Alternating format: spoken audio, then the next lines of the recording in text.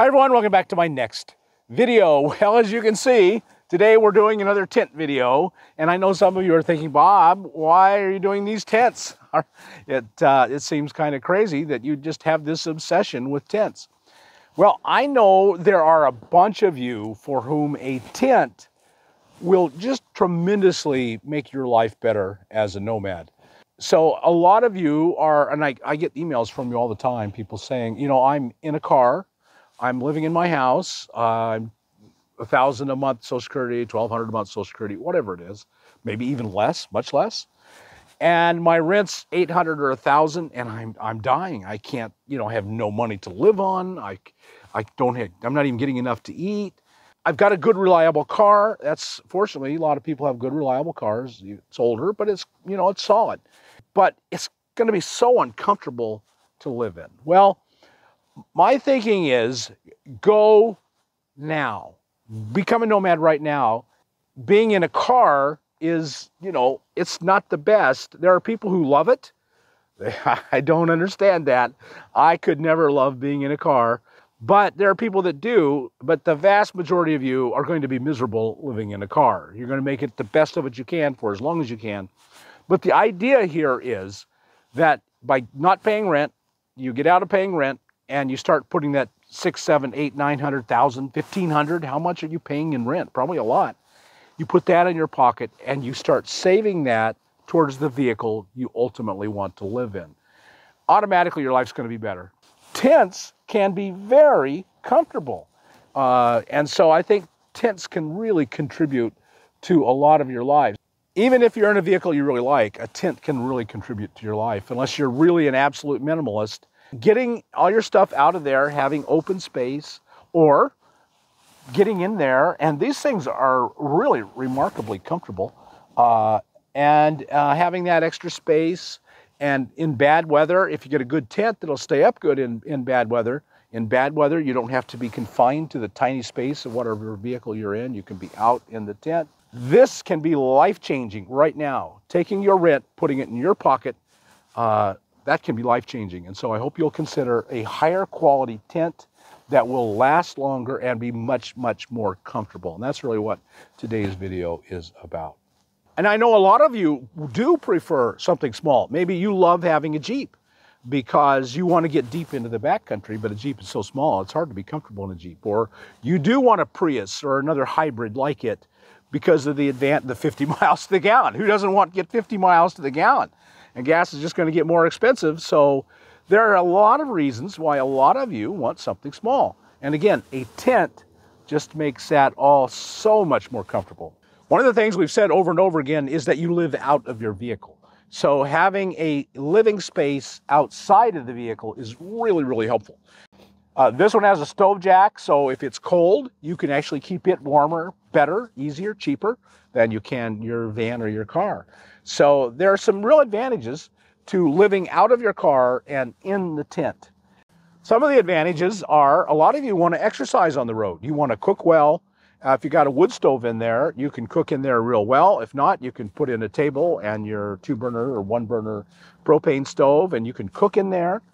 If you want to exercise on the road, do yoga on the road. You probably can't do yoga on the road in a Prius or a Jeep, but in bad weather, you want yoga, you want exercise, then you set up your tent, doing all of those things that are part of your life, and you want to continue being part of your life on the road.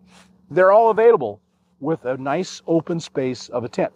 I've known a number of artists on the road who want a studio. And, a studio in a car is a pretty limited studio. I can't imagine doing it, but maybe you can. At any rate, having a tent would be just really open all of that up.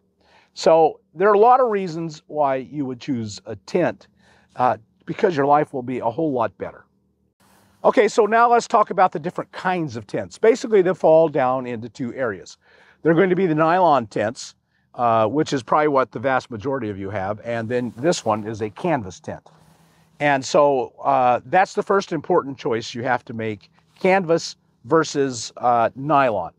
And so I'm going to give you the pros and cons of each, and the reason I've been choosing canvas because I think the pros so far outweigh the cons. But that's still a decision for you to make because the pros are good, amazing, but the cons are pretty bad too. Okay, so let me give you the cons of a canvas tent first, just so to be as fair as possible. First, they're expensive. This is the smallest tent I could find. This is made by White Duck. Fantastic tent. I love this tent. I bought the smallest, this is called a bell tent. You can see the bell shape with the walls on the bottom and then the teepee. I bought it very specifically because it was small. It's 10 foot. This was $700, and you should expect to pay about $500 and up for and so this was $699. The next size up, which is 13, which is a really good size for most people. You got plenty of room, lots of headroom. The 13-footer, I believe, is $899, so it's $900. These are very expensive. So cost, the initial upfront cost is a big factor. But if you think about it, you spend $900 on a tent, and then you start saving rent from then on. Man, it can start to add up really fast. If you have to wait till you can find a van, and sometimes it's impossible to find a good, decent van, or it's $10,000 or $15,000. Well, $700 for this, or $15,000 for a decent RV or van, this wins big time. But you could buy a really good quality nylon tent for a lot less, and I want you to be factoring that in your decisions. Another big disadvantage of the canvas is they're bulky. So this is a big bag once you've got it all broken down, and it's also heavy. This canvas is a heavy material, and if it's wet, it's really heavy. And so and this is a tiny one. This is 10 foot. The 13-footer is quite a bit bigger and quite a bit heavier. So if you're in a car, just finding a place to fit this can be a problem. An easy way to carry them and solve that problem is to have a roof rack up top. You put it up on top, or an extension on the back. You can carry it on the back. That's one solution to the problem, but they're still very heavy and bulky. And another problem is at once they're easier to put up and they're harder to put up. You can see there's a ton of stakes. So this is depending on stakes. It won't stand up on its own. Pull the stakes, it falls down. So it doesn't stand on its own. And like some of the nylon pop-ups, oh man, those are so easy. I mean, it's incredible. We've set this one up and taken it down a dozen times, I bet. And it's not hard. Staking it out takes a while. But yeah, it can be, aspects of it are harder to set up. Certainly, it's much harder to set up than any pop-up nylon tent. But this bell-type tent isn't your only option in the canvas tent.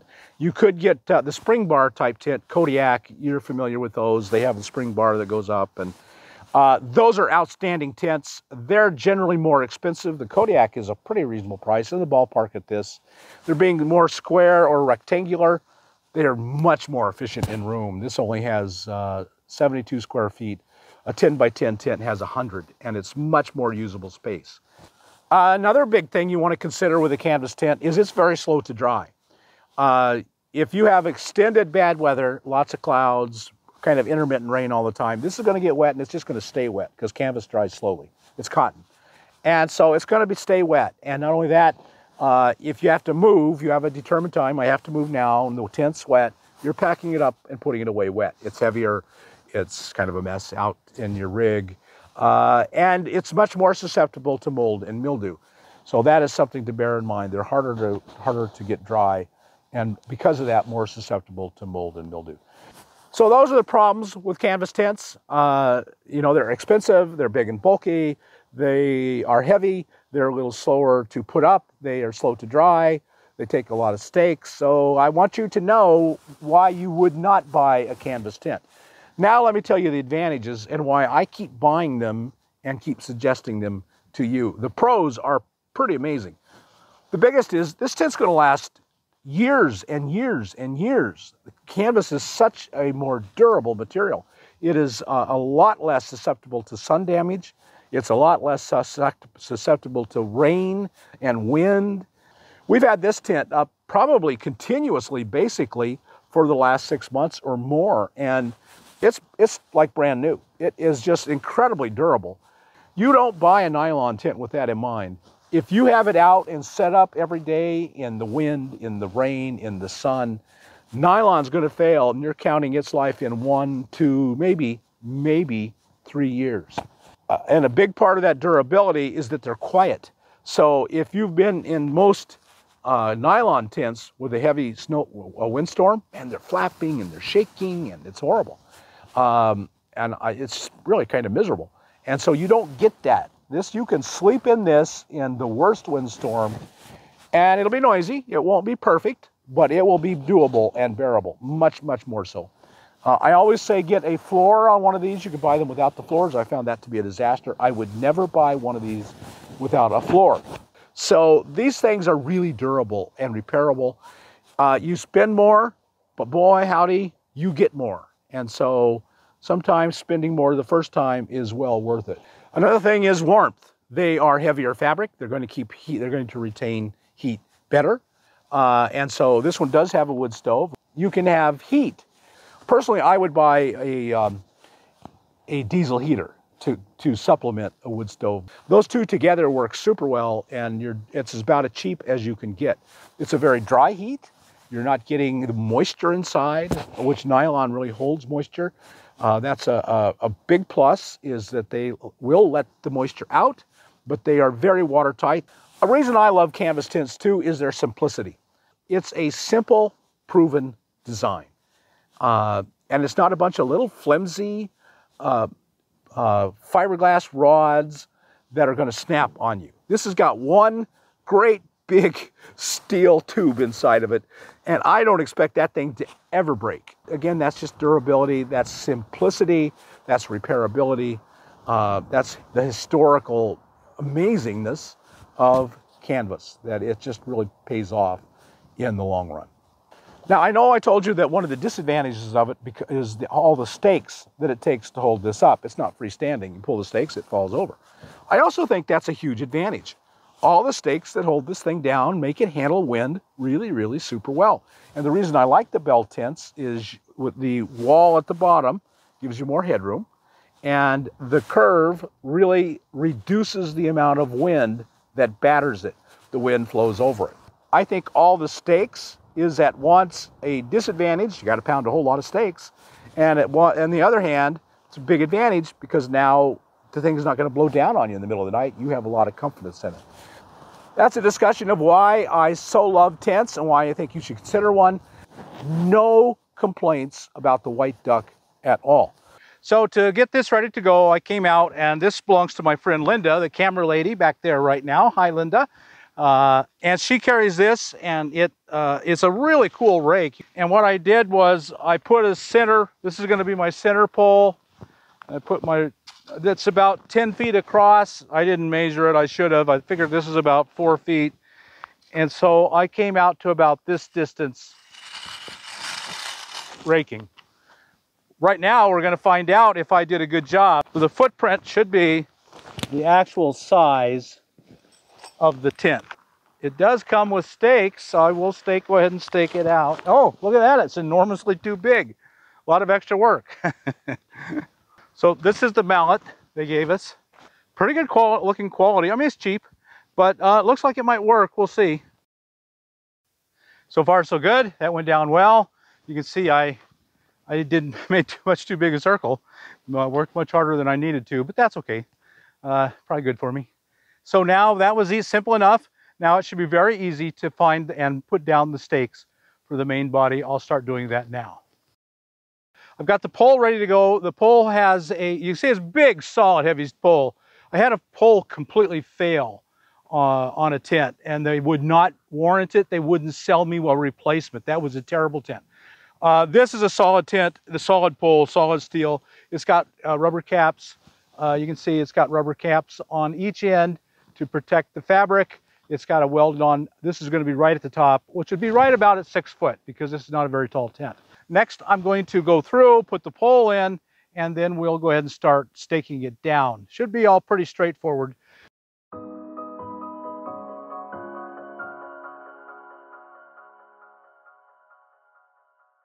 So I messed up, so I'm telling you this so that you won't mess up. The pole isn't straight up and down. before you go around and tighten up the poles, the outliers here, make sure she's straight up and down. Now I've got it tightened down so tight I can't move the pole. So I'm gonna have to loosen them all, straighten the pole. I mean, I can just walk in there and see that it's not center, and then tighten them again. So lesson to learn from the ignorant, and now we'll all know together. Okay, now I'll go ahead and loosen them all and straighten that thing up. So I saw my mistake was pretty obvious. All I had to do was loosen these three on this side. Then I could pick the tin up and the pole up and move it over. As far as I can tell, it's pretty good now, pretty straight. So this goes here. Oh, this is the cap. And it has a hole that holds the door open. And this little cap goes down on it, and you'll see that'll make more sense in a minute. And so it has a little hole here, you can see. And this is very, very heavy duty fabric all around this, extremely well done. And so this is going to go in here. Let's see if it works. Goes in there, stands up. And this is it's a little cap piece. So this is the inside of the tent in here. So they give you this thing, which who knows how long it'll take me to lose this, but it goes on and goes down, and now water won't go in through that hole. Very, very clever piece. And the last one of these is the one that I left off because I wanted to, well, let's see how the zippers do. That zips just fine.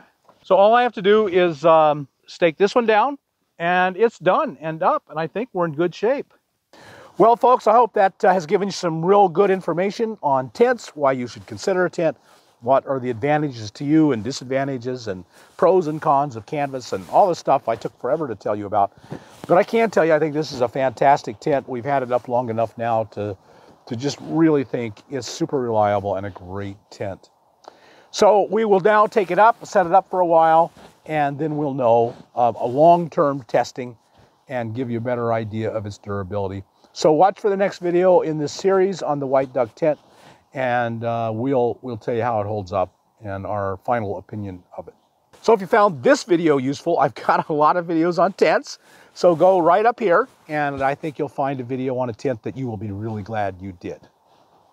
Okay, if you got anything out of this video, like us on YouTube, subscribe to the channel, hit that thumbs up button, and we'll talk to you later. Bye now.